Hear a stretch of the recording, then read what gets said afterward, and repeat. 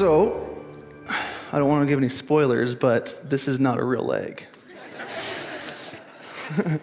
Yeah, I'm part man, part machine. And this is a special leg, but I'll get into that a little bit later. I first want to share with you my upside to disruption, which has pretty much been my whole life. Cyborg. My whole life, doctors have been telling me that I have these odds, and my life will probably go this way, or I should expect to live for this long, which is, well, I would say pretty daunting, right? I'll give you a brief history of kind of my hardships that I had to go through. When I was born with a congenital defect of my heart. It was called transposition of the great vessels. This is in 1978. And I'm sure you know that in 1978, heart problems were kind of a big deal back then, not so much now. But back then it was a big deal. So the doctors told my parents, take this kid home and enjoy the first year, because that's probably all you're getting. So they did. They took me home. And I enjoyed my first year of life very much. I know that for sure because my parents, especially Mom, took pictures of me every day. Every single day. So I had my three sisters that were supporting me, loving me, giving me the kind of love that a baby should have, and a little bit more because, let's face it, the doctor said, we got a 10% chance that he's going to make it through this operation. So my first birthday was a cool one. I got 3 cakes. 1, but 3. So another spoiler, the operation was a success.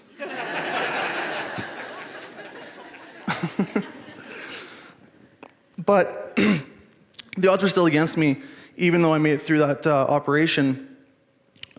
I still had to have a lot of recovery time.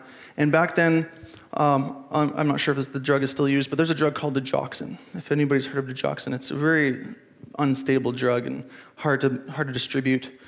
And in the 80s, there was a horrible thing that was happening in the hospital that I was staying at, where I was making my recovery.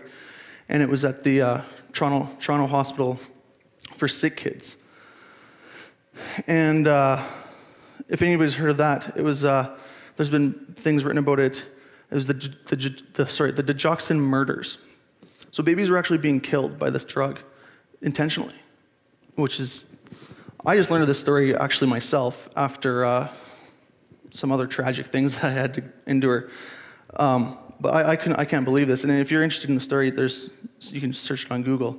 But yeah, it was a lot of babies being killed by a nurse, supposedly, but no charges were actually laid.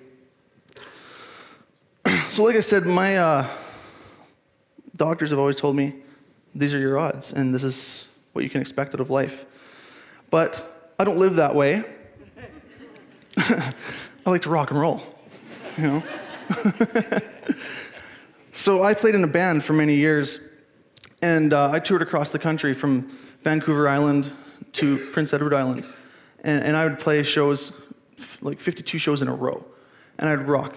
Every single night I'd be up on a stage, and I'd have to impress everybody because I felt like I had to. So I would rock and roll for a solid hour, but because I have a heart transposition, this problem with my heart, I'm supposed to take it easy. The doctor said, take it easy, man. You're gonna kill yourself. But I don't care. I gotta rock. So, at some points, our tour manager, he'd be sitting inside the stage and be like, what's going on? And I'd go back and lean behind my amplifier. I would literally rock until I puked. That's probably not a good idea. But the doctor would tell me, look, man, I understand. You gotta rock and roll. And whatever it is that you're doing, keep doing it, because you're at the stage of your life now where I'm in my 20s, and I'm in a pretty successful band. And he says, well, you know what? I wrote a book about your condition, and you just made it false. So whatever it is that you're doing, keep doing it, because you should be dead. He said, your heart was not supposed to make it in the first place, and it sure as hell wasn't supposed to make it this far. So I'm like, okay, cool. I'm just going to keep on rocking. So I did. But something really disrupting to my life happened. And if you've heard of it, it was a big deal, I guess. A few years ago, I was in a car crash, but I was riding my motorcycle. If you haven't guessed it, I'm a biker. It was a pretty bad crash. So as you can tell, I lost a limb. I lost part of my stomach, which doesn't sound horrible, because who wants to have all that stomach, right? Gastro bypass, people pay a lot of money for that. I didn't ask for it, I didn't want it. I don't like it. But that's just a couple of the things that actually affect me. A whole bunch of stuff. The recovery was terrible. Like I don't even want to bore you with all the crazy details. It's disgusting. But I'm going to give you a list. So my leg was severed off in the collision. That was painful. The stomach was ripped in half, so they had to remove it. I shattered my scapula in my left arm, so I couldn't move my left arm at all. And that's my dominant arm. I'm left-handed. My right arm, from being hit from the left side, was trying to stop me for about 60 feet. Yeah, you can't tell, but my bones were showing. It was disgusting. It was terrible. My leg then, they're trying to save my leg, because when I first got hit, it was just the foot, just the ankle. And they thought, you know what, that's fine. That's what I thought. It's gonna be fine. They're gonna fix it, or if not fix it, then I'm gonna get some cool robot stuff. So that didn't work out. It turned gangrene, and they had to cut it off some more. And that was a hard day. Another hard day was, well, it's further down the list. But anyways, I got pneumonia, a lung drain. Terrible, you don't want to experience that. The blood clot in my lung, that was the thing that really, this is the one point in my life where I thought, holy crap, I'm gonna die. Because the doctor comes in and says, we just had I went through an MRI, I came back up, he's like, good news is what we're looking for, not a problem, but we have some worse news. You have a blood clot, it's in your lungs, and you could be dead by tomorrow. So we gotta get on it. And they did, and I made it. Right? I made it. They let me out of the hospital, and I thought I was doing okay. And one morning, I had back pains, and this is not good. And it got worse and worse, and I got rushed to the hospital because I was in a real bad way. I thought I was having a heart attack. And I had gallstones, which was weird. How come my back hurt? Didn't matter. They took those out, but they scheduled me for a gallbladder removal. The morning of my surgery, I don't really remember. I just woke up, and it was code blue, and I was not breathing, or at least I couldn't breathe. And there was doctors going, what's going on? What do we do with this? What's happening? And I was dying. My heart rate was through the roof, and then I had a heart attack. So a couple of weeks in the recovery, in critical care for after you had a heart attack, they finally decided to bring in a heart specialist, which was a little too late. But he didn't know anything about my condition until, they absolutely had no other avenue. They said, okay, well, he's having a heart attack. Let's call a heart doctor. And the heart doctor comes into me. He's like, man, what the hell are you doing here? I'm sorry, am I in the wrong room? So I don't get it. You got hit by a van on your motorcycle, which is something that you shouldn't have lived through in the first place. But I'm hearing about this heart condition that you have transposition of the great vessels, and you had the mustard procedure back in 1978 or 79, and you're still alive? How is that possible? I don't know. because I rock and roll. So he was in disbelief, and every time I go to see him, he's just like, hey, there he is, this guy. So he said, well, you know what, though? You do have a big problem. Your heart is completely special. It's not supposed to be working the way it does, and really, when you look at it medically, it doesn't work properly. And so improperly that I had 18% function of my heart. That's not good. So he said, you're gonna need a heart transplant. We're gonna send you to Edmonton. We're gonna do that up. We're gonna get you to make sure that you can get that so you're healthy enough to do that. I got to the transplant clinic and I went through a week of vigorous poking and prodding and all this other not cool stuff. And they decided, like, hey man, you seem pretty okay for a guy who has a heart that's dead. Cool. That's good, I guess. So they said, well, here's the deal. You can go on the heart transplant list if you like, and we can take out your heart and give you a new one. Or you can not. And here's why. The head of the cardiology department in Edmonton said to me, this isn't a medical reason, but you're too happy and too healthy to get this transplant. So if you feel like you're up to it, you can just skip it. Cool, man. I don't want to do that. That sounds like a bad idea. I don't want to take those kind of pills all day long and have the risk of other things happen. So I passed. And I'm not on the list. So thank God for that. Anyways, I want to share with you a video, if we can cue that up, a video of I thought it was important that you see the kind of the hardship that you have to endure when you go through a recovery to learn how to walk again. So we can play that.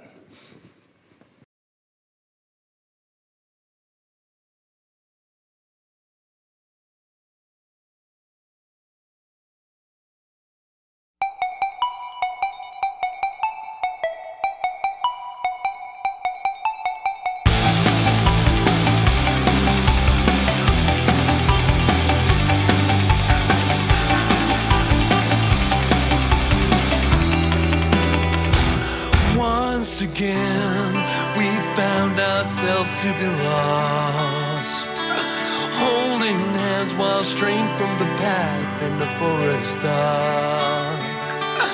Aren't you happy to see me crawl 7 times towards the sun to you? Lift the lid of your heart's casket in the arms of rain. We'll drift along this river of sadness till we feel no pain. Baby, stop. Hail Marys for the secret you get from me. Hail Marys for tomorrow's dream. In the arms of rain, we are free. Again, I fought myself and lost. Come bite the apple and I'll coil around your heart. I'm so happy to see you. We belong in these arms. You belong. Lift the lid of your heart's casket in the arms of rain. We'll drift along this river of sadness till we feel no pain. Baby, stop. Hail Marys for the secret you get from me. Hail Marys for tomorrow's dream. In the arms of rain, we are free.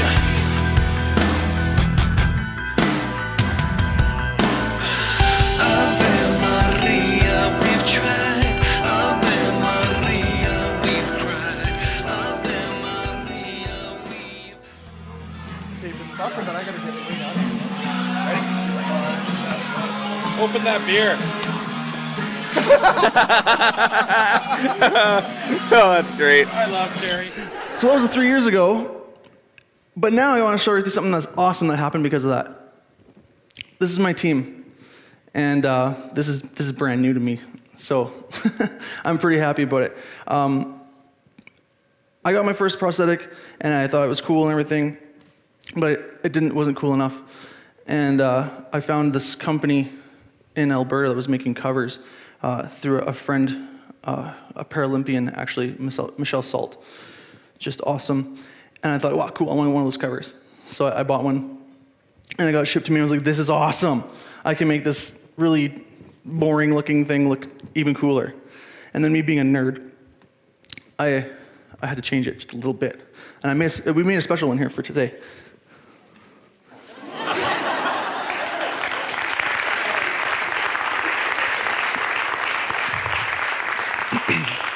So what we're going to provide for people, amputees, you have to be in the club, sorry, are these covers that are, more affordable and inexpensive, because I think it's really important, especially being a tattoo artist, that people can individualize themselves and express themselves.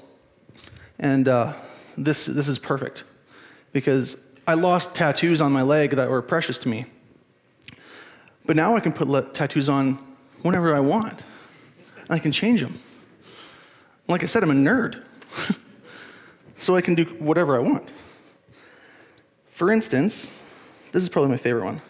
I put lights in them because I just think LEDs are cool. This is my Star Wars one. Any Star Wars fans?